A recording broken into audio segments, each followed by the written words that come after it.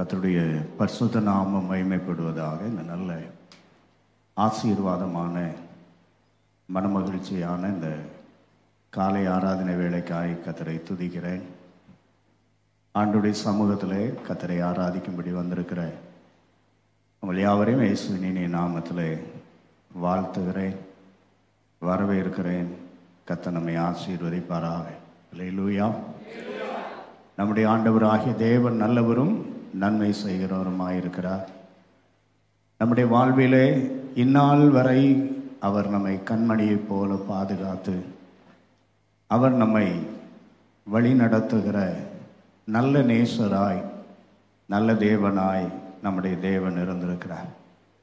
இதுவரை நடத்தின கர்த்தர் இனியும் நம்மை நடத்த அவர் வல்லவராயிருக்கிறார்.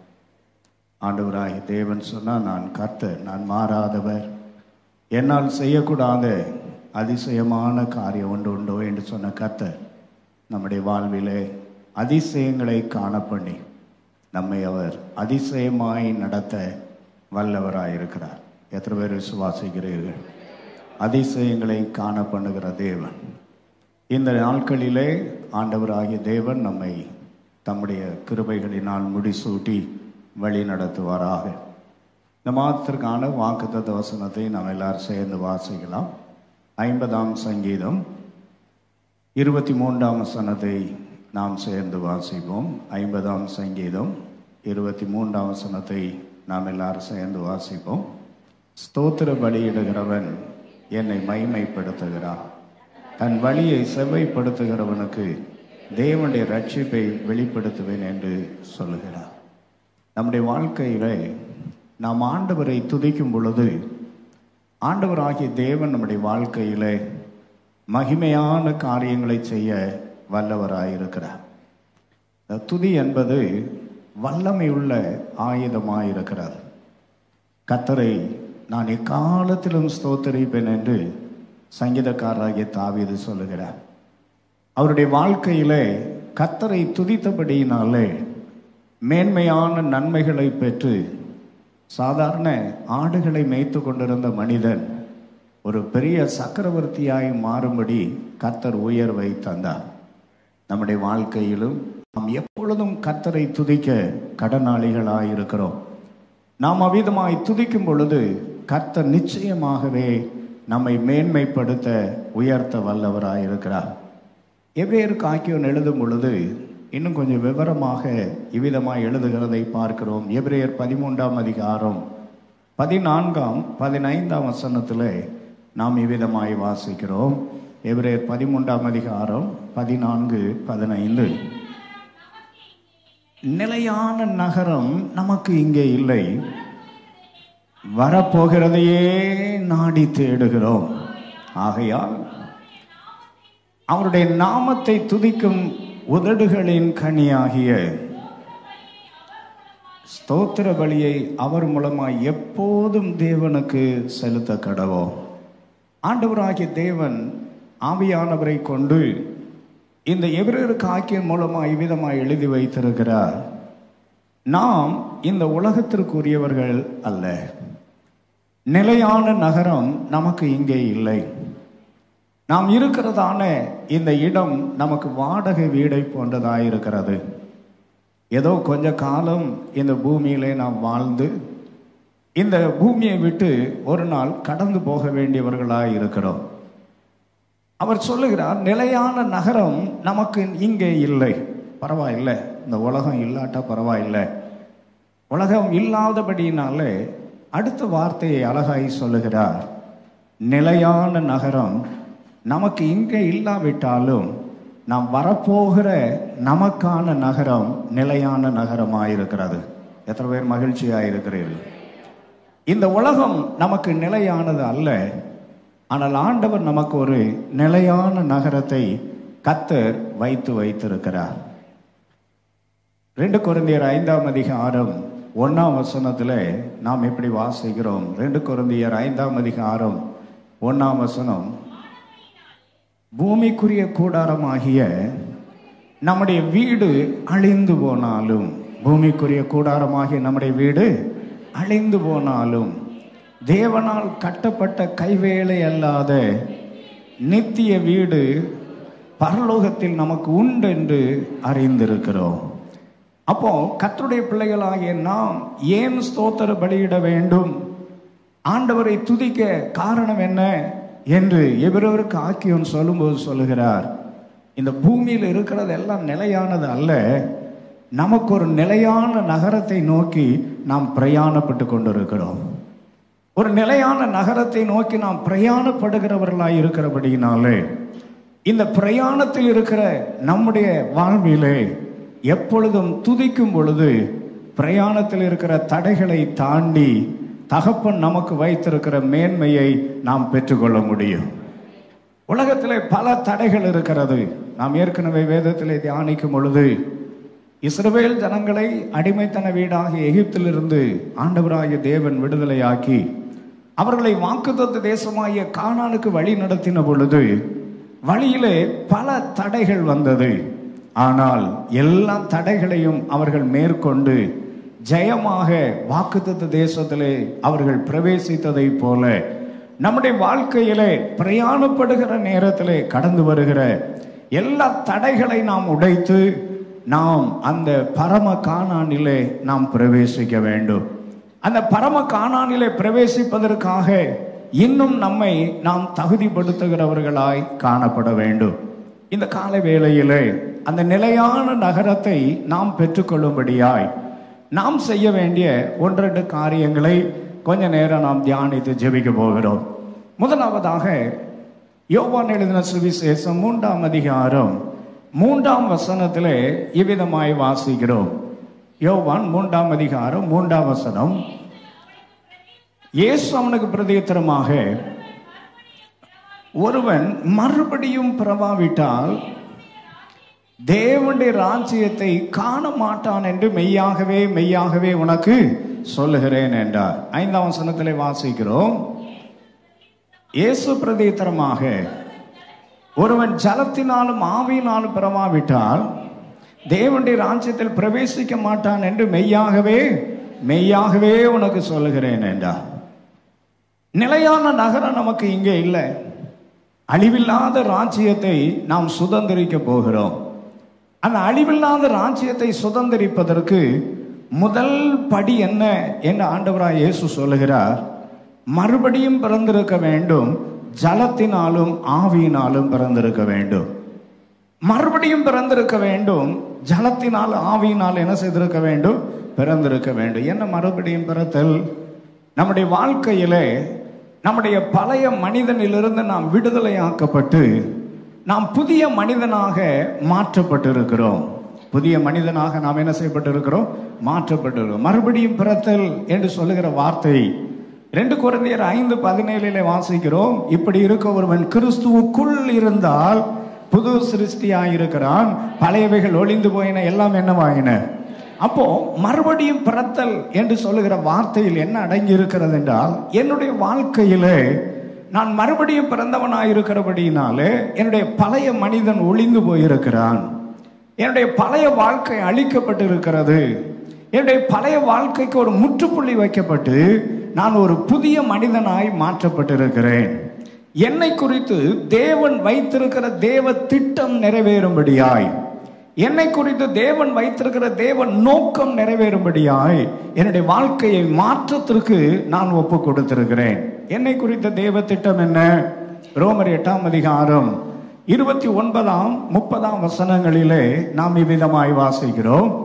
ரோமர் 8ஆம் அதிகாரம் 29-30, மேலும் நம்முடைய சகோதரன் அநேக சகோதரர்களுடைய முதற் பேரானவராய் இருக்கும் பொருட்டு தேவன் எவர்களை முன்னறிந்தாரோ அவர்களை தமது குமாரனுடைய சாயலுக்கு ஒப்பாயிருப்பதற்கு முன்குறித்திருக்கிறார். முன்குறித்தாரோ அழைத்தும் இருக்கிறார். எவர்களை அழைத்தாரோ அவர்களை நீதிமான்களாக்கியும் இருக்கிறார். நீதிமான்களாக்கினாரோ அவர்களை மகிமைப்படுத்தியும் இருக்கிறார். அன்பான கர்த்தருடைய ஜனமே, ஆண்டவராகிய தேவன் நம்மை முன்னறிந்திருக்கிற நோக்கம் என்னவென்றால், நாம் தேவ குமாரனுடைய சாயலாக மாற வேண்டும். தேவகுமாரனுடைய சாயலாய் மாற்றப்படுவதுதான் மறுபடியும் பிறத்தல். பக்கத்துல இருக்க பார்த்து சொல்லுங்க, தேவகுமாரனுடைய சாயலாய் மாற வேண்டும். சாயல் அப்படின்னா அர்த்தம் என்ன? குணாதிசயங்கள் மாற்றப்பட வேண்டும். நாம் இயேசுவை போல மாற வேண்டும். அப்போஸ்தலனாகிய பவுல் எழுதும் பொழுது சொல்லுகிறார், கிறிஸ்து இயேசுவுள்ள சிந்தையே உங்களில் என்ன செய்ய கடவது? இருக்க கடவது. பிலிப்பியர் நிருபத்திலே வாசிக்கிறோம். அதனுடைய 3ஆம் அதிகாரத்திலே அப்போஸ்தலனாகிய பவுல் அழகா எழுதி வைத்திருக்கிறதை பார்க்கிறோம். கிறிஸ்து இயேசுவுள்ள சிந்தையே நம்மிலும் என்ன செய்ய கடவது? இருக்க கடவது. அப்போ தேவனுடைய சிந்தை என்ன என்று நாம் பார்க்கும் பொழுது 2ஆம் அதிகாரம் 5ஆம் வசனத்திலே நாம் விதமாய் வாசிக்கிறோம். அவரில் இருந்த சிந்தை என்ன என்று நாம் பார்க்கும் பொழுது, இந்த பூமியிலே ஆண்டவராகிய தேவன் தன்னை அனுப்பின நோக்கத்தை நிறைவேற்றுவதுதான் அவருடைய சிந்தையாயிருந்தது. நம்ம வாழ்க்கையில நம்முடைய சிந்தை எதற்கு நேராக இருக்க வேண்டும் என்றால், ஆண்டவர் என்னை இந்த பூமியில பிடித்த நோக்கம் நிறைவேற்றப்பட வேண்டும். நிறைய பேரை பார்த்தீங்கன்னா அங்கங்க பல காரியங்களை யோசித்து தங்கள் வாழ்க்கையை அழித்துக் கொள்ளுகிறார்கள். மத்தேயு 6:33 வாசிக்கிறோம், முதலாவது தேவனுடைய ராஜ்யத்தையும் அவருடைய நீதியும் தேடுங்கள், அப்பொழுது இவைகள் எல்லாம் உங்களுக்கு. அநேகம் பேர் தேடுகிறது என்னவென்று சொன்னால், முதலாவது தனக்கு தேவையானதை எல்லாம் தேடுகிறார்கள். ஆனால் ஆண்டவர் என்ன சொல்லுகிறார்? முதலாவது தேவனுடைய ராஜ்யத்தை தேடு, என்னுடைய நோக்கம் நிறைவேற்றப்பட வேண்டும், என்னை குறித்த தேவ சித்தம் நிறைவேற்றப்பட வேண்டும். என்னை குறித்த தேவ சித்தம் நிறைவேற்றப்படும் பொழுது இந்த பூமிக்குரிய தேவையான எல்லாவற்றையும் என் தேவன் தர வல்லவராயிருக்கிறார். விசுவாசிகள் மட்டும் கரங்களை தட்டி கர்த்தருக்கு ஒரு ஸ்தோத்திர பலி செலுத்தலாமே. நல்ல கரங்களை தட்டி ஆண்டவருக்கு ஒரு ஸ்தோத்திர பலி செலுத்துங்க. இந்த பூமிக்குரிய எல்லா தேவைகளையும் சந்திக்க என் தேவனை தவிர ஒருவராலும் முடியவே முடியாது. அவர் ஒருவரை என் தேவைகளை சந்திக்க வல்லவர். 40 வருஷம் வனாந்திரத்தில் இஸ்ரவேலரை போஷிப்பித்தார். 40 வருடம் அவர்கள் விதைக்கவில்லை, அறுக்கவில்லை, ஆனால் கர்த்தர் அவர்களை போஷிப்பித்தார். ஏசாயா 58:11 சொல்லுகிறது, கர்த்தர் நித்தமும் உன்னை நடத்தி மகா வறட்சியான காலத்தில் உன் ஆத்துமாவை திருப்தியாக்குவார். மகா வறட்சியான காலத்தில் நம்முடைய சூழ்நிலை எவ்வளவு வறண்டு போனதா இருந்தாலும் தேவ சித்தத்துக்கு நேராய், தேவ நோக்கத்துக்கு நேராக, என்னை குறித்த தேவ திட்டத்துக்கு நேராய் நான் கடந்து போகும் பொழுது என் வாழ்க்கையில எல்லா தேவைகளையும் சந்திக்க என் தேவன் வல்லமை உள்ள தேவனாயிருக்கிறார். எனவே பூமிக்குரிய காரியங்களை அல்ல, இந்த பூமியில நாம் என்ன தேடினாலும், பூமியில என்ன நாம் தேடி வைத்தாலும் ஒன்றும் நம்மோடு கூட வருவதும் இல்லை, ஒன்றையும் நாம் இந்த பூமியில நிலையாய் வைத்திருப்பதும் இல்லை. பூமியில நிலையாய் நாம் என்ன செய்வதில்லை, வைத்திருப்பதில்லை. அதை நாம் அனுபவிப்பது தேவன் கொடுக்கிற கிருபை. நிறைய பேர் வச்சிருக்கிறாங்க, ஆனா அவங்களால என்ன செய்ய முடியல, அனுபவிக்க முடியல. தமிழ்ல சொல்லுவான், நாய் பெற்ற தெங்கம்பழம் போலன்னு சொல்லி. நாய் கையில தேங்காய் கிடைச்சா என்ன பண்ணும்? அதுக்கு அதை வச்சு பிரயோஜனமே கிடையாது, உருட்டிட்டே அலையும், அடுத்தவனுக்கு கொடுக்காது. நிறைய பேர் அப்படிதான் இருக்கிறான். தானும் அனுபவிப்பதில்லை, மற்றவர்களுக்கு என்ன செய்வதில்லை, கொடுப்பதில்லை. அதையே தேடிக்கொண்டிருக்கிறார்கள், அதையே நாடிக்கொண்டிருக்கிறார்கள். கர்த்தருடைய பிள்ளைகளாகிய நம்முடைய வாழ்க்கையில நாம் வரப்போகிறதை நாடுகிறவர்களாயும் தேவனுடைய இயேசு கிறிஸ்துவின் சிந்தை நம்மிலே இருக்குமானால் இந்த பூமிக்குரியதான நாட்டம் அல்ல, தேவனுடைய ராஜ்யத்திலே நான் காணப்பட வேண்டும். நான் மறுபடியும் பிறந்திருக்கிறேன், என் வாழ்க்கையில நான் மறுபடியும் பிறந்து தேவனுடைய சாயலை பெற்றிருக்கிறேன். அதை நான் தக்க வைத்துக் கொள்ள வேண்டும், அதை நான் தக்க வைத்துக் கொள்ள வேண்டும். வெளிப்படுத்தின விசேஷம் 2ஆம் 3ஆம் அதிகாரங்களிலே ஆண்டவராகிய தேவன் ஆசியாவில் உள்ள 7 திருச்சபைகளுக்கு அவர் கடிதம் எழுதுகிறார். 7 சபைகளுக்கு அவர் கடிதம் எழுதும் பொழுது அந்த கடிதங்கள் எல்லாம் 5 தலைப்புகளின் கீழே எழுதப்பட்டிருப்பதை நாம் பார்க்க முடியும். ஒவ்வொரு திருச்சபைக்கு எழுதின கடிதங்களும் 5 தலைப்புகளின் கீழே எழுதப்பட்டிருக்கும். முதலாவதாக ஆண்டவராகிய தேவன் தன்னை யார் என்பதை அந்த 7 திருச்சபைகளுக்கு வித்தியாசமாய் காட்டுகிறார். 7 திருச்சபைகளுக்கு வித்தியாசமாய் காண்பிக்கிறார். நீங்கள் வெளிப்படுத்தின விசேஷம் 2ஆம் அதிகாரம் 1ஆம் வசனத்திலே வாசிக்கும் பொழுது எபேசு திருச்சபைக்கு ஆண்டவர் காண்பிக்கிற நேரத்தில் தன்னை வித்தியாசமாய் காண்பிக்கிறார். 7 குத்து விளக்குகளின் நடுவே என்ன செய்து கொண்டிருக்கிறவர், உலாவிக் கொண்டிருக்கிறவர், தம்முடைய 7 நட்சத்திரங்களை கரங்களில் ஏந்தி கொண்டிருக்கிறவர் அப்படி சொல்றார். 8ஆம் வசனத்தை வாசித்து பார்த்தீங்கன்னா, அங்கே நாம் பார்க்கும் பொழுது சிமிர்னா சபைக்கு எழுதுகிற பொழுது, நான் முந்தினவரும் பிந்தினவரும் மரித்திருந்து பிழைத்திருக்கிறவருமானவர் சொல்லுகிறதாவது என்று சொல்றார். அப்போ ஒவ்வொருவருக்கும் வித்தியாசமாய் கர்த்தர் தம்மை வெளிப்படுத்துகிறவர். பக்கத்துல பார்த்து சொல்லுங்க, நீங்களும் நானும் ஒண்ணு அல்ல. எத்தனை பேர் நான் சொன்னது புரிஞ்சது? நீங்களும் நானும் யாரு கிடையாது, ஒன்று கிடையாது. நாம் ஒவ்வொருவரும் வித்தியாசமானவர்கள். ஒவ்வொருவருக்கும் வித்தியாசமான மனநிலைமை இருக்கும். ஒவ்வொருவருக்கும் வித்தியாசமான எண்ண ஓட்டங்கள் இருக்கும். ஒவ்வொருவருக்கும் வித்தியாசமான காரியங்கள் இருக்கும். கர்த்தருக்கு ஸ்தோத்திரம் உண்டாவதாக. வேடிக்கையா இப்படி சொல்லுவார்கள், சத்திய சோதனை என்கிறதான நாடகத்தை பார்க்க ஒருவன் போனானா. அந்த நாடகத்தை பார்த்த பொழுது காந்தியடிகள் திருந்தி விட்டார். காந்தியடிகள் என்ன செய்து விட்டார்? மாற்றி விட்டார். இந்த உலகத்துக்கு அடுத்த காரியங்களை நாம் தேடக்கூடாது. ஆனா அதே சத்திய சோதனை பார்த்து விட்டு வந்த ஒருவனிடத்துல கேட்டார்களா, ஐயா இந்த நாடகத்தை பார்த்தியே நீ என்ன கற்றுக்கொண்டாயின்னு சொல்லி. அவர் சொன்னா, அவசரத்துக்கு பொண்டாட்டி அடகு வச்சுக்கலான்னு பார்த்தேன் நானா. தோத்ரம். ஒருத்தர் பார்த்த பொழுது மாறினார், இன்னொருத்தர் பார்த்த பொழுது அவருக்கு ஒரு ஐடியா கிடைச்சிருச்சு, அவசரத்துக்கு மனைவியை என்ன செஞ்சிடலாம், அடகு வச்சுக்கலாம். பார்க்கறது பொறுத்து தான் இருக்கிறது. ஒவ்வொருடைய மனநிலைமை வித்தியாசமா இருக்கிறது. எனவே நம்முடைய உள்ளிந்திரியங்களை ஆராய்ந்து அறிகிற கர்த்தர் நமக்கு ஏற்றவாறு தம்மை வெளிப்படுத்துகிறவராயிருக்கிறார். நமக்கு ஏற்றவாறு தம்மை என்ன செய்கிறவராயிருக்கிறார்? வெளிப்படுத்துகிறவராயிருக்கிறார். கணிதம் படிக்கிறோம், சின்ன வயசுல படிக்கிற அதே கணிதம் தான். எத்தனை இன்ஜினியரிங் காலேஜ் போனாலும் அதே பேசிக் தான். ஆனால் சின்ன பிள்ளைக்கு புரியும்படியாய் 1 × 2 சொல்லி கொடுக்குறாங்க.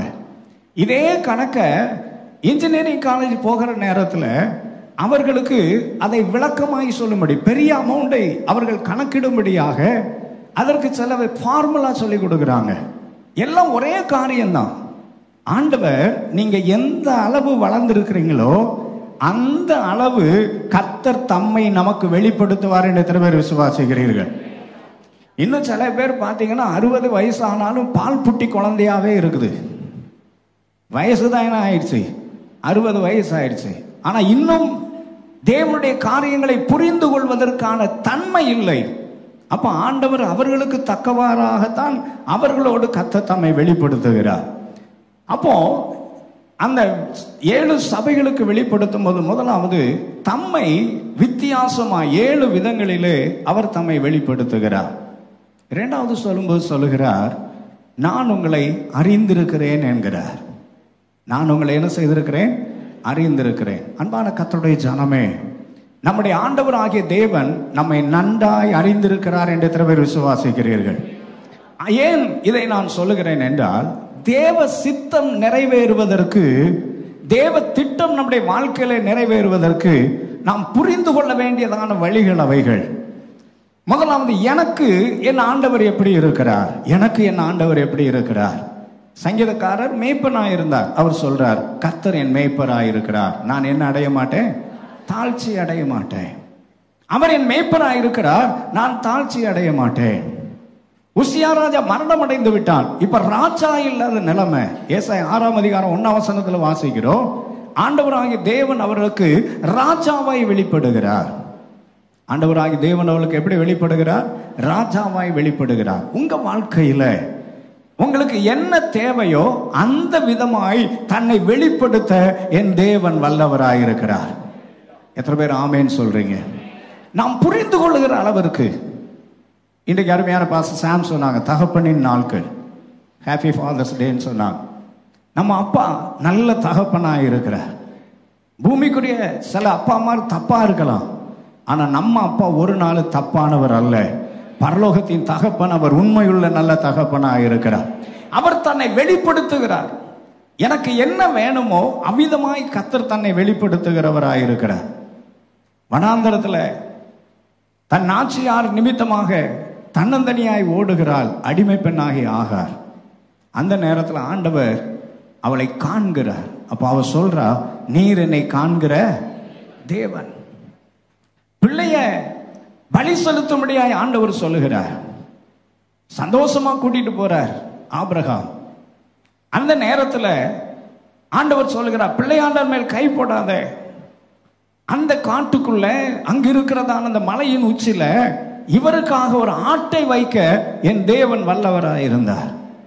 எனவே பேர் வைக்கிறார் யெகோவா ஈரே. என் தேவன் எல்லாவற்றையும் பார்த்து கொள்ளுவார். பக்கத்துல பார்த்து சொல்லுங்க, உங்க வாழ்க்கையில நீங்கள் என்ன நிலைமையில் இருக்கிறீர்களோ அந்த நிலைமையில உங்களை சந்திக்க என் தேவன் வல்லவராயிருக்கிறார். உங்களை நன்றாய் அறிந்திருக்கிறார். என்னை நன்றாய் அறிந்திருக்கிற தேவன். நான் அடிக்கடி சொல்லுகிற வசனம் 139 சங்கீதம் 1, 2, 3 வசனம். கர்த்தாவே, நீர் என்னை ஆராய்ந்து அறிந்திருக்கிறீர்.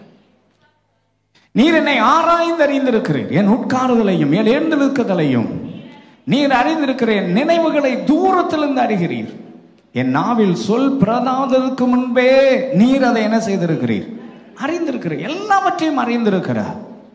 நிறைய நேரம் நாம புலம்புறோம், ஐயா இதெல்லாம் உமக்கு தெரியலையா, உமக்கு இதெல்லாம் தெரியலையான்னு கேட்கிறோம். எல்லாவற்றையும் அவர் அறிந்திருக்கிறார்.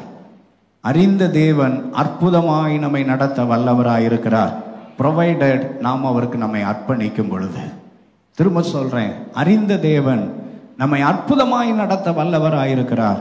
எப்பொழுது என்றால் நாம் நம்மை அர்ப்பணிக்கும் பொழுது. எப்ப நாம் 100க்கு 100 ஆண்டவரிடத்துல நம்மை அர்ப்பணிக்கிறோமோ அவர் நம்மை அற்புதமாய் நடத்த வல்லவராய் இருக்கிறார். ஆண்டவர் சொல்கிறார், நான் உன்னை அறிந்திருக்கிறேன்.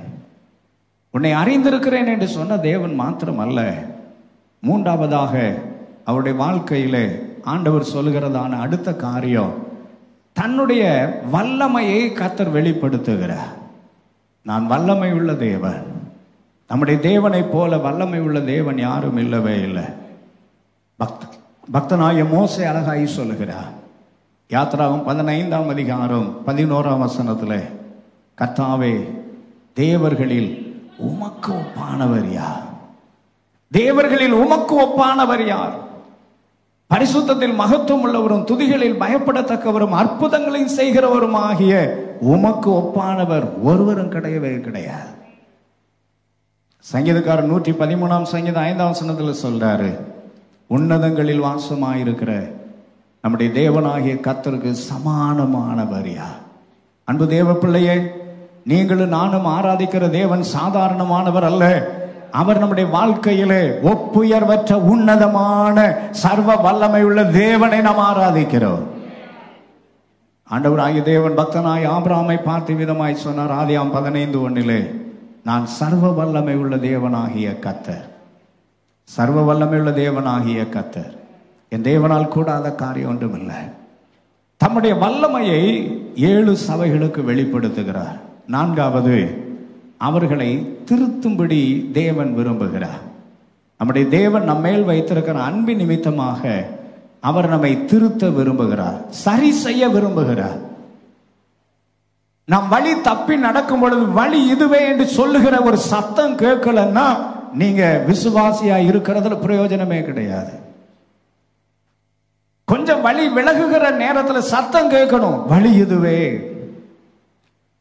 அந்த எச்சரிப்பின் சத்தம் நமக்கு கேட்கவில்லை என்றால் வேதம் சொல்லுகிறது, தகப்பன் சிட்சியாத பிள்ளை உண்டோ? நீங்கள் தேவனுடைய சிட்சையை பெறாதிருப்பீர்களானால் வேசியின் பிள்ளைகளாய் இருப்பீர்கள் என்று எழுதப்பட்டு இருக்கிறது. அப்ப ஆண்டவர் நம்மை சிட்சித்து சரியான பாதையில நம்மை நடத்த வல்லவராய் இருக்கிறார். ஆண்டவர் சொல்லுகிறார், உன் நிலைமை இதுல தான் விழுந்திருக்கிற, இந்த விதமான தவறுகள் எல்லாம் உன்னிடத்தில் இருக்கிறது. சுட்டி காண்பிக்கிற ஒரு நல்ல தேவன், சுட்டி காண்பிக்கிற நல்ல தேவன்.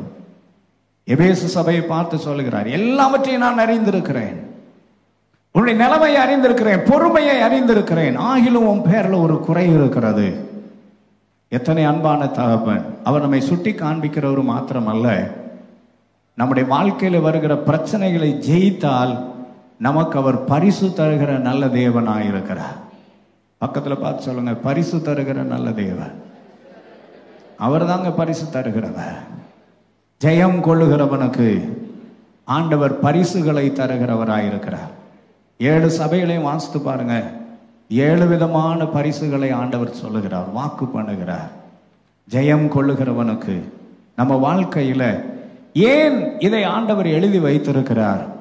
என் வாழ்க்கையில எனக்கென்று தேவன் நியமித்த ஓட்டத்தில் நான் ஓடுகிறவனாக, ஆண்டவர் என்னை பிடித்த தேவ சித்தம் நிறைவேறும்படி நான் என் வாழ்க்கையை அமைத்துக் கொள்ள வேண்டும். முதலாவதாக அன்றைய நாம் பார்க்கிறதான நேரத்தில் அந்த வரப்போகிறதை நாடுகிற நாம் செய்ய வேண்டிய முதல் காரியம், தேவ சித்தம் நிறைவேற என்னை நான் அர்ப்பணிக்க வேண்டும். தேவ சித்தம் என்ன?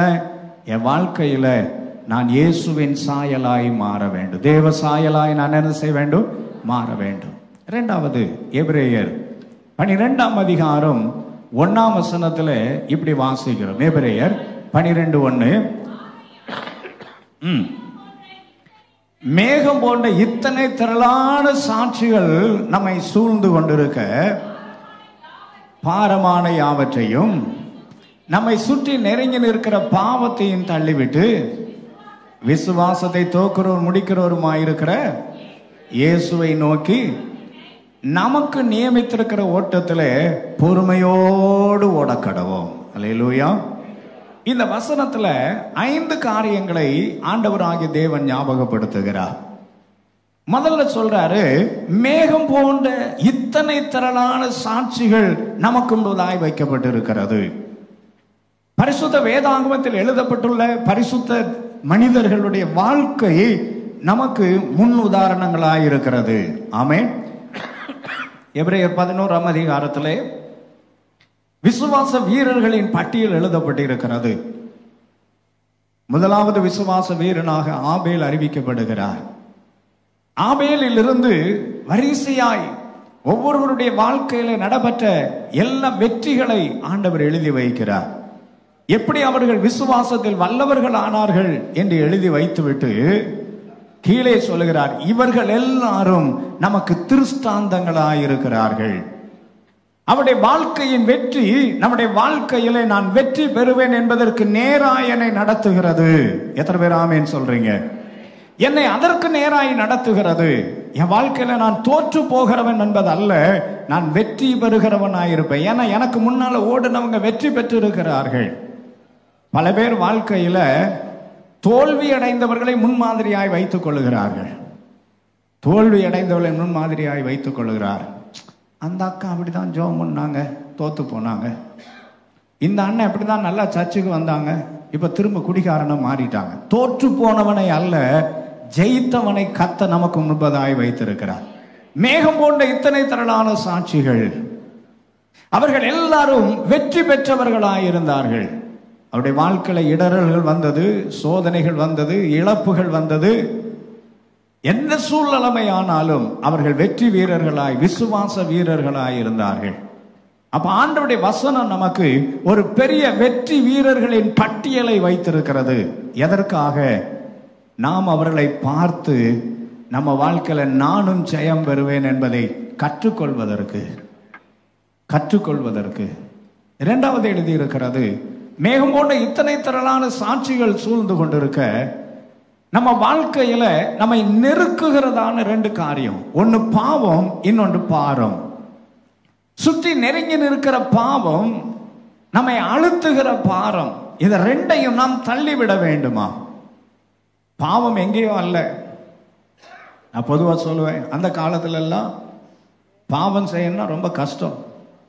சாதாரணமா வீட்டுக்கு தெரியாம சினிமாவுக்கு போனாலே ரொம்ப கஷ்டப்பட்டு போவாங்க. போயிட்டு வந்து அடியெல்லாம் வாங்கியிருக்கிறாங்க. கர்த்தருக்கு ஸ்தோத்திரம் உண்டாவதா. தூத்துக்குடி பட்டணத்தை மறக்க முடியாத நிறைய சம்பவங்கள் இருக்கிற. நான் சின்னதுலேருந்து சினிமா பார்த்ததே கிடையாது. தேட்டர் எப்படி இருக்குன்னே தெரியாது. இங்கே எங்கள் சித்தப்பா இருந்தாங்க, எங்கள் பாட்டி இங்கே இருந்தாங்க.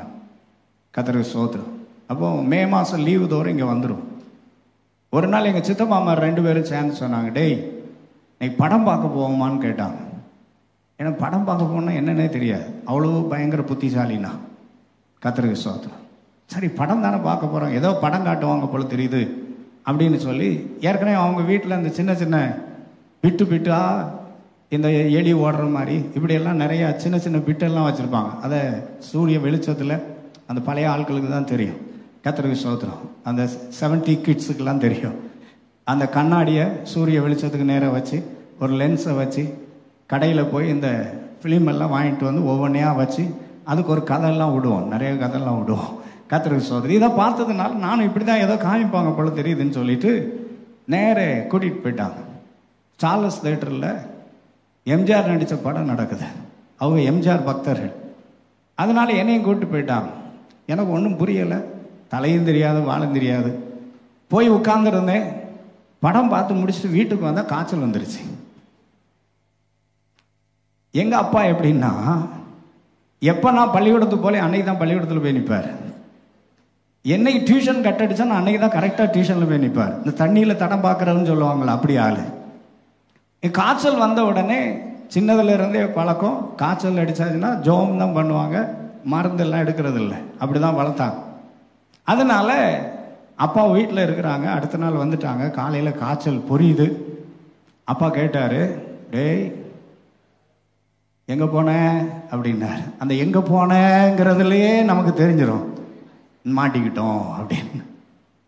இப்போ உள்ள பிள்ளைகள்லாம் ரொம்ப விவரம், நம்மெல்லாம் பாவம். உங்களெல்லாம் சொல்லலை, கொஞ்சம் பேர் இருக்கிறாங்க அந்த 70க்குள்ள இருக்கிற ஆட்கள். அது ஒன்றும் தெரியாது. எங்கே போன அப்படின்னும் போதே எங்கேயும் போகலையே, இல்லையே, நீ சொல்றதுலையே தெரியுது எங்கேயோ போனேன்னு. அப்புறம் என்ன, மாப்பு மன்னிப்பு கேட்டு அந்த காய்ச்சலோட 4 அடி வாங்கி, அந்த காலத்தில் விழுந்துட்டு வந்தான்னா ஐயோ பாவம் என் பிள்ளை விழுந்துட்டுலாம் கிடைக்கிறதில்ல. கொளுத்த பூ பிடிச்சி போய் விழுந்துட்டு வந்தியான்னா அதுக்கு 4 சாத்தின பிறகு அப்புறம் ட்ரீட்மெண்ட் கிடைக்கும். ஸ்தோத்திரம். எத்தனை பேர் அப்படி ட்ரீட்மெண்ட் வாங்கியிருக்கீங்கன்னு தெரியல. கர்த்தருக்கு ஸ்தோத்திரம். நல்ல அப்பா அம்மா. கீழே விழுந்துட்டு வந்தால் உடனே அதுக்கு 2 என்ன கிடைக்கும், அடி கிடைக்கும். எவனாவது திட்டான்னு சொன்னால் அவன் திட்டுற அளவுக்கு ஏன்டா நடந்ததுன்னு அடி கிடைக்கும். திட்டினதுக்கு திரும்பி திட்டான்னு எவனாவது வந்து சொன்னால் அவன் திட்டினதுக்கு எதுக்கடா திருப்பி திட்டினன்னு அடி கிடைக்கும். அப்படி விவரமாலாம் வாங்கியிருக்கோம் நிறையா. கடைசியில் அப்பா சொன்னார், என்ன பண்ண, சினிமாவுக்கு போயிட்டு வந்தேன். அப்போ காய்ச்சல் வரத்தான் செய்யும், முழங்கால் போட்டு ஜோமன்னு என்னைய ஒரு முக்கில் முழங்கால் போட்டு 3 மணி நேரம் முழங்கால் நின்றுருக்கேன். காய்ச்சல் கொதிக்குது. காய்ச்சல் என்ன செஞ்சிட்டு இருக்குது, கொதிக்குது. இனி போவேன். இப்போ அப்படியெல்லாம் ஒன்றும் பண்ணுறதில்ல. அதனால கொழுப்பு பிடிச்சி அலையுது. அவ்வளோ எல்லாத்துக்கும் கொலாஸ்ட்ரால் ரொம்ப பெருகி போச்சு. ஒரு அல்லேலூயா சொல்லுங்க பார்க்கலாம். கர்த்தருக்கு ஸ்தோத்திரம். ஏன் சொல்றேன்னா, வேதம் இவ்விதமாய் சொல்லுகிறது, நம்முடைய ஆண்டவர் அவர் திரளான சாட்சிகளை நமக்கு முன்பதாய் வைத்திருக்கிறார்.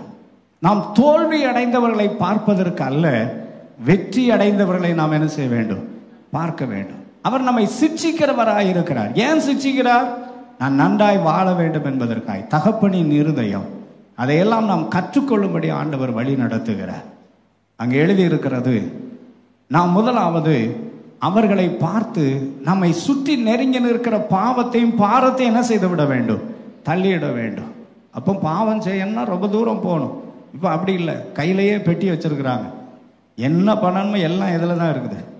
என்னைக்கு இந்த செல்ஃபோன் வந்துச்சோ அன்னைக்கே நிறையா குடும்பம் குட்டிச்சுவராகி போச்சு. பல்லு முளைக்காத பாலகனிலிருந்து பல்லு போன கிளவி வர செல்போன் இல்லாத யாருமே கிடையாது. எது தெரியுதோ இல்லையோ, கிளவிக்கு செல்போன்ல இன்ஸ்டா போட தெரியுது, ரீல்ஸ் போட தெரியுது. பள்ளிக்கூடத்துக்கே போகலாம், ஆனால் என்ன போட தெரியுது, ரீல்ஸ் எல்லாம் போட தெரியுது. தோத்திரம், நரகத்துக்கு போயிடுவேன். கர்த்தருடைய பிள்ளைகள் நம்முடைய நேரத்தை எதிலே செலவழிக்கிறோம் என்பது ரொம்ப முக்கியமானது. நம்முடைய நேரம் எதிலே செலவழிக்கப்படுகிறது என்பது ரொம்ப ரொம்ப முக்கியமானது. கர்த்தர் நமக்கு கொடுத்த நேரம் ஆண்டவருக்கு பயனுள்ளதாக இருக்க வேண்டும். ஆண்டவருக்கு பயனுள்ளதாக இருக்க வேண்டும். தேவ சமூகத்தில் அதை செலவழிக்க வேண்டும்.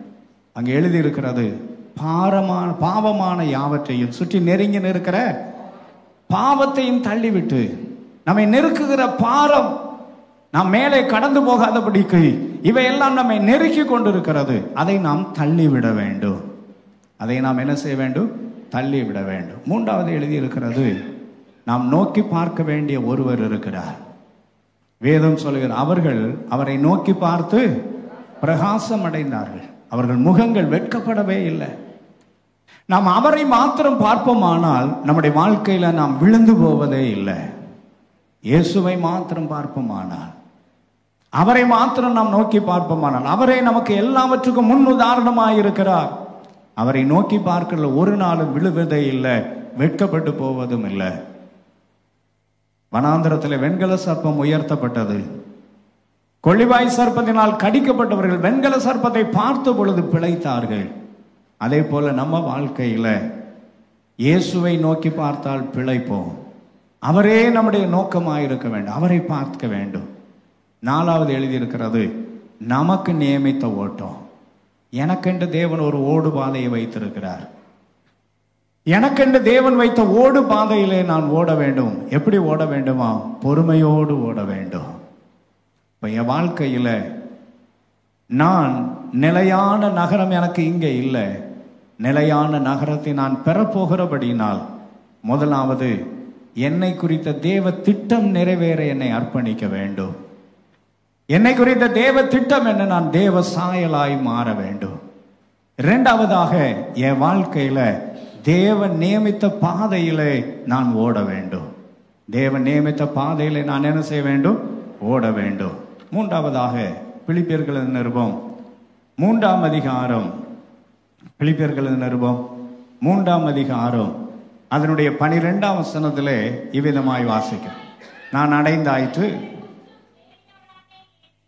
முற்றும் தேறினவனானேன் என்று இல்லாமல் கிறிஸ்து இயேசுவினால் நான் எதற்காக பிடிக்கப்பட்டேனோ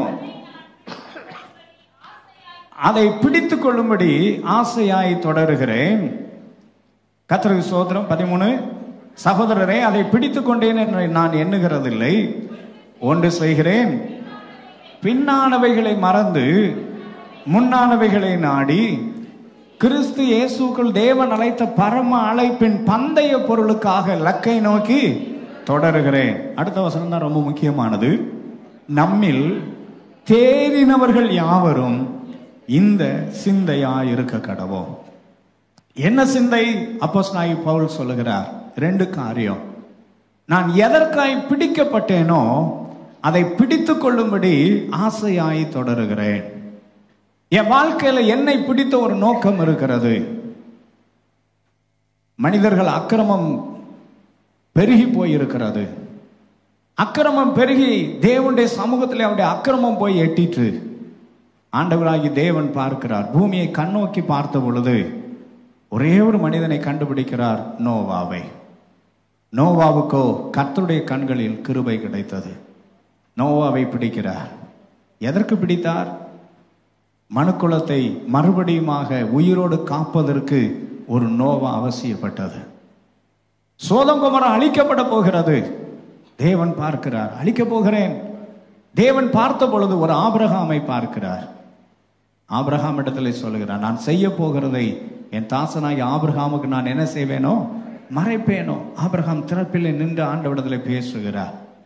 அப்ப என் வாழ்க்கையில ஆண்டவர் என்னை ஒரு நோக்கத்தோடு பிடித்திருக்கிறார். சில நேரங்களில் சில பாரமான காரியங்களை என்னுடைய மனதில் வைப்பார். சில பாரங்களை உள்ளத்திலே வைப்பார். எதுக்கு வைக்கிறான்னு தெரியாது. அதற்காக நாம் ஜெபிக்கும் பொழுது கர்த்தர் நம்முடைய வாழ்க்கையை ஆசீர்வதிப்பார். இன்னைக்கு விடிய காலம் 1 மணி அளவில் பயங்கர வயிற்று வலி. வாழ்க்கையில் இப்படி ஒரு வயிற்று வலி நான் சந்திச்சதே கிடையாது. பயங்கரமான வயிற்று வலி. வயிற்று வலியோட முதுகு வலி வேற. உருள்றேன், பரல்றேன். எலும்பி தண்ணி குடிச்சு பார்த்தேன், ஒண்ணுமே நடக்கவே இல்லை. என்ன பண்றதே தெரியாது. வயிற்றுல கை வச்சு ஜெபிக்கும் போது ஆண்டவர் சொன்னா, இதை போல வேதனை உள்ள ஒருத்தங்க இருக்கிறாங்க, அவங்களுக்காக ஜெபம் பண்ணுனார். ஒரு முகத்தை ஆண்டவர் காண்பித்தார். அந்த 2:30 மணிக்கு எழும்பி ஆண்டோடைய சமூகத்தில் உட்கார்ந்து ஜெபித்தேன். ஒரு 1 மணி நேரம் ஜெபித்திருப்பேன். எனக்கு வயிற்று வலியும் போச்சு. நிச்சயமாய் நம்புகிறேன் அந்த நபருக்கும் கர்த்தர் விடுதலை தந்திருப்பார் என்று. ஆண்டவர் நம்ம வாழ்க்கையில சில நேரம் சில காரியங்களை வெளிப்படுத்தும்படியாய் நாம் அனுபவிக்கிற சில வேதனைகள் நாம நினைக்கிறோம், ஐயோ எதுக்கு வந்துச்சுன்னு தெரியாதுன்னு இல்லை. உங்க வாழ்க்கையில ஆண்டவர் உங்களை பிடித்த நோக்கம் நிறைவேற்றப்பட வேண்டும். ஏன் இந்த பிரச்சனை வருது? இதே பிரச்சனையில் இருக்கிற யாரோ ஒருவர் இருக்கிறார்கள். அவர்களுக்காய் ஜெபிக்கும் பொழுது, யோபு தன் சிநேகிதருக்காய் வேண்டுதல் செய்த போது கர்த்தர் அவன் சிறையிருப்பை மாற்றினார். நீங்க ஜெபம் பண்ணீங்கன்னா கர்த்தர் உங்கள் சிறையிருப்பை மாற்றுகிறார். இன்னைக்கு நடந்த சம்பவம் இது. அதுக்கு பிறகு கர்த்தர் பூரண விடுதலையை தந்தார். வயிற்று வலியே இல்லை. 3 மணிக்கு பிறகு கொஞ்ச நேரம் நான் படுத்துவங்கினேன். ஏன் சொல்றேன்னா, நம்ம ஆண்டவர் உங்களை பிடித்த நோக்கம் நிறைவேற்றப்பட வேண்டும். நான் எதற்காய் பிடிக்கப்பட்டேனோ அதை பிடித்துக் கொள்ளும்படி ஆசையாய் தொடருகிறேன். 2வது சொல்றாரு, பரம அழைப்பின் பந்தய பொருளுக்காக. வெளிப்படுத்தல் 22:12 விதமாய் வாசிக்கிறோம், இதோ சீக்கிரமாய் வருகிறேன், அவன் அவனுடைய கிரியைகளின்படி அவன் அவனுக்கு நான் அளிக்கும் பலன் என்னோட கூட வருகிறது என்றார். என் ஆண்டவராய் இயேசு வரும் பொழுது என்னுடைய கிரியைக்கு தக்க பலனை அவர் கொண்டு வருவார். அப்ப நான் பலனை பெற்றுக்கொள்ளும்படி நான் கடந்து போகிறவனாய் இருக்க வேண்டும். அப்போஸ்தலனாகிய பவுல் 1 கொரிந்தியர் 9 எழுதும் பொழுது அவர் இவ்விதமாய் எழுதுகிறார். 27 வாசிங்கள். 1 கொரிந்தியர் 9 27 வாசிக்கிறோம். 24 வாசிக்கலாம். பந்தய சாலையில் ஓடுகிற எல்லாரும் ஓடுவார்கள், ஆகிலும் ஒருவனே பந்தயத்தை பெறுவான் என்று அறியீர்களா? நீங்கள் பெற்றுக்கொள்ளத்தக்கதாக ஓடுங்கள். 27 சொல்லி முடிக்கிறார், மற்றவர்களுக்கு பிரசங்கம் பண்ணுகிற நான் தானே ஆகாதவனாய் போகாதபடி என் சரீரத்தை ஒடுக்கி கீழ்ப்படுத்துகிறேன். எதற்காக? பிடித்துக் கொள்ள வேண்டும். எனக்குள்ள நன்மையை நான் பெற்றுக்கொள்ள வேண்டும், எனக்குள்ள மேன்மையை நான் பெற்றுக்கொள்ள வேண்டும். வெளிப்படுத்த 3 வாசிக்கிறோம், ஒருவன் உன் கிரீடத்தை எடுத்துக்கொள்ளாதபடி உனக்குள்ளதை நீ என்ன செய்து கொண்டிரு? பற்றி கொண்டிரு. அன்பான கர்த்தருடைய ஜனமே, நம்முடைய வாழ்க்கையில நான் எதற்காய் பிடிக்கப்பட்டேனோ அதை பிடித்துக் கொள்ளும்படி ஆசையாய் தொடர வேண்டும். எபிரேயருக்கு எழுதினார், நிலையான நகரம் நமக்கு இல்லை, வரப்போகிறதை நாம் நாடி தேடுகிறோம். ஆகையால் நாம் கர்த்தரை துதிக்கிற துதியை நாம் செலுத்த வேண்டும். நம்ம வாழ்க்கையில செய்ய வேண்டிய 3 காரியத்தை நாம் பார்த்தோம். முதலாவது, என்னை குறித்த தேவ திட்டம் நிறைவேற, தேவ சித்தைய வாழ்க்கையில நிறைவேற, நான் தேவ சாயலாய் மாற்றப்பட என்னை நான் அர்ப்பணிக்க வேண்டும். 2வதாக, என் வாழ்க்கையில தேவ சித்தம் நிறைவேறுவதற்காக என்னை அர்ப்பணிப்பது மாத்திரமல்ல, ஆண்டவர் எனக்கு நியமித்த ஓட்டத்திலே பொறுமையாய் ஓடுவதற்கு, ஆண்டவர் எனக்காண்டு வைக்கப்பட்ட பாதையிலே நான் ஓடுவதற்கு, முன்னாலே போயிருக்கிறதான, எனக்கு முன்னாய் போனதான அவருடைய சாட்சிகளை பார்த்து, இயேசுவை மாத்திரம் பார்த்து கொண்டு எனக்கு நியமித்த ஓட்டத்தில் பொறுமையாய் ஓடி பந்தய பொருளை பெற வேண்டும். 3வது நாம் பார்க்கிறோம், நான் எதற்காய் பிடிக்கப்பட்டேனோ அதை பிடித்துக் கொள்ளும்படி ஆசையாய் தொடர வேண்டும். ஒரு நாள் வழி தப்பி போய்விடக்கூடாது. எளிமை நிற்போமா? கொஞ்ச நேரம் ஆண்டவரை நோக்கி பார்ப்போம். இது நல்ல காலை வேளையில நாம் கேட்ட வார்த்தைகளின்படி ஆண்டவர் என்னை பிடித்த நோக்கம் என் வாழ்க்கையில் நிறைவேற்றப்படும்படி ஆண்டவர் எனக்கு கிருபை தர வேண்டும். அப்படியே ஆண்டவரை நோக்கி நாம் பார்க்கலாம். Thank you Jesus. பரம அழைப்பின் பந்தய பொருளுக்காய் லக்கை நோக்கி ஓடுகிறே, பரம அழைப்பின் பந்தய பொருளுக்காய் லக்கை நோக்கி ஓடுகிறே, ஓடுகிறே நான் ஓடுகிறே, ஓடுகிறே நான் ஓடுகிறே, என் இயேசுவுக்காய் நான் ஓடுகிறே, என் இயேசுவுக்காய் நான் ஓடுகிறே. அல்லேலூயா அல்லேலூயா அல்லேலூயா அல்லேலூயா அல்லேலூயா அல்லேலூயா அல்லேலூயா அல்லேலூயா. லாபமான அனைத்தையுமே நான் நஷ்டமென்று கருதுகிறேன், லாபமான அனைத்தையுமே நான் நஷ்டமென்று கருதுகிறேன். ராஜாவின் இந்த வேலைக்காக, இயேசு ராஜாவின் இந்த வேலைக்காக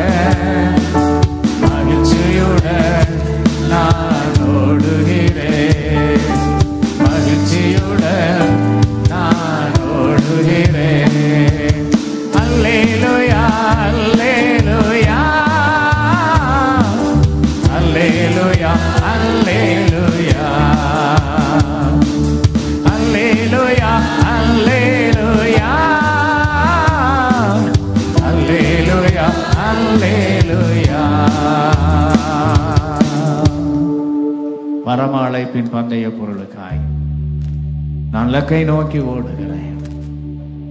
என் வாழ்க்கையில நான் எதற்காய் பிடிக்கப்பட்டேனோ அதை பிடித்துக் கொள்ளும்படி ஆசையாய் தொடர்கிறேன் என்று அப்போஸ்தலனாகிய பவுல் சொன்னது போல கர்த்தருடைய கரத்தில் நம்மை அர்ப்பணிப்போம். அன்பின் தகப்பனே, இதனால நாளுக்காக நன்றியோடு துதிக்கிறோம். நிலையான நகரம் எங்களுக்கு இங்கே இல்லை. நாங்கள் வரப்போகிறதை நாடி தேடுகிறோம். அந்த நிலையான நகரத்தை நாங்கள் பெற்றுக்கொள்ளும்படி எங்களுடைய வாழ்க்கையில உங்களுடைய சாயலாய் மாற எங்களை அர்ப்பணிக்கிறோம். எங்களுக்கு நியமித்த ஓட்டத்திலே ஓடும்படி எங்களை அர்ப்பணிக்கிறோம். எங்களை பிடித்த நோக்கம் நிறைவேற்றப்படும்படி உங்களுடைய பரிசுத்த கரத்தில் எங்களை தாழ்த்தி ஒப்பு கொடுக்கிறோம். தொடர்ந்து உடைய கிருபை எங்களோடு வழி நடத்தட்டும், காத்துக்கொள்ளும். இயேசு கிறிஸ்துவின் இன்ப நாமத்தில் பிதாவே, ஆமென், ஆமென். என் ஆத்துமாவே என் முழு உள்ளமே பரிசுத்த நாமத்தை ஸ்தோத்திரி. என் ஆத்துமாவே கர்த்தரை ஸ்தோத்திரி. கர்த்தர் செய்த சகல உபகாரங்களை மறவாதே. ஆமென். நம்முடைய கர்த்தராகிய இயேசு கிறிஸ்துவின் கிருபையும் பிதாவாகிய தேவனுடைய அன்பு பரிசுத்த ஆவியானவருடைய அந்யோன்ய ஐக்கியமும் ஆசீர்வாதம் சமாதான கிருபை நன்மையும் நம் அனைவரோடும் இன்றும் என்றும் சதா காலங்களிலும் இருப்பதாக. ஆமென், ஆமென். ஹல்லேலூயா. எல்லாரும் ஸ்தோத்திர கர்த்தரை ஆசீர்வதிப்பாராக.